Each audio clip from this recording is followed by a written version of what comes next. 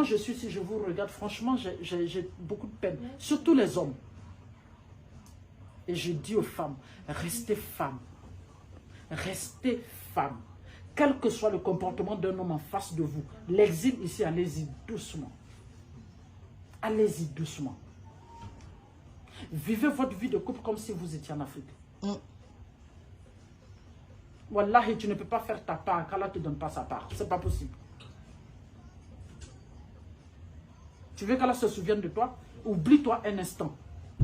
Tu ne peux jamais penser qu'à toi seul dans l'égoïsme. Qu'Allah te donne ce que tu veux. C'est pas possible. C'est pourquoi je dis aux femmes, il va arriver un certain moment, vous en aurez marre. Un mariage toxique, si c'est trop compliqué, vous sortez là-dedans. Mais si vous décidez de rester là-dedans, vous êtes obligé d'être correct l'un vis-à-vis de l'autre. Parce que le mariage n'est pas fait pour être toxique, mon frère. Tu es d'accord avec moi? Le mariage n'est pas fait pour être toxique. Et puis, il n'y a pas d'amour dans le mariage. Le mariage, c'est l'ordre et la discipline. C'est les deux de par leur comportement créent l'amour dans le mariage. Mais vous laissez l'ordre et la discipline, vous allez chercher l'amour dans le mariage. Ça ne peut pas marcher. Impossible. Et ici, vous cherchez l'amour dans le mariage, vous avez l'argent dans le mariage. Là, le mariage n'a pas d'argent, le mariage n'a pas d'amour. C'est l'ordre et la discipline. Juste le comportement, les valeurs et l'éducation. C'est tout ce qui fait le mariage.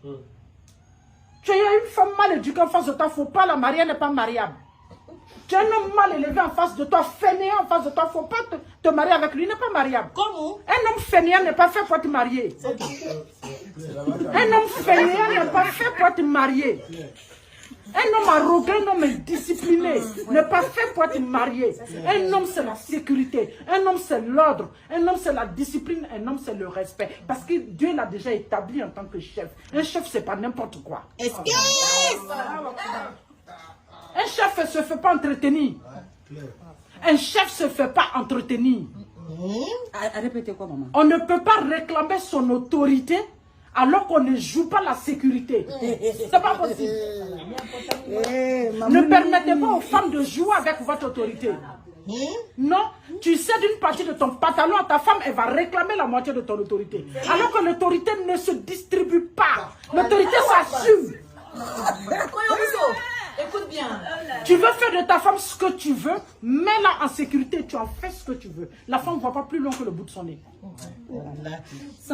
Mais si tu lui cèdes une partie de ton pantalon et prends sa jupette, elle va te prendre ton autorité.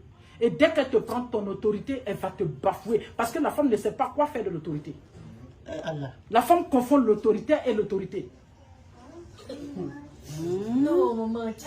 Parce qu'on n'a de l'autorité qu'une personne qui sait qui elle est, qui se respecte et qui respecte son vis-à-vis. C'est ça l'autorité. Mais l'autorité, c'est quelqu'un qui pense que tout doit se résumer à sa petite personne. Tout doit être fait comme elle veut. Ce qu'elle dit, c'est ça, elle sait tout.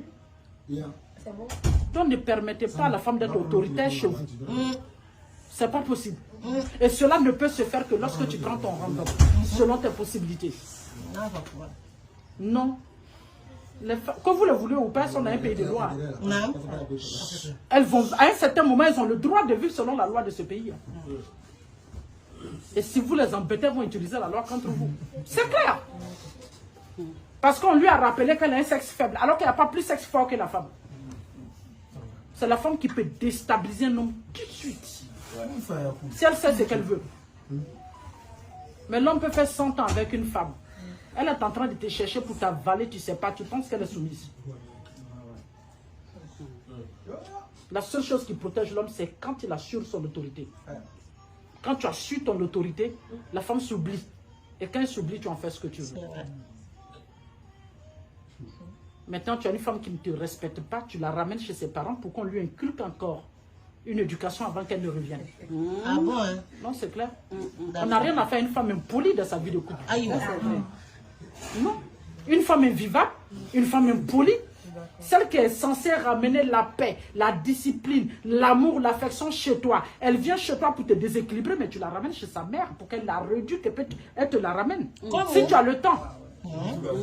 Sinon tu passes à autre chose tout de suite. Non. Donc que chacun garde sa place. Tant que chacun sera à sa place, vous verrez qu'il n'y a pas de problème.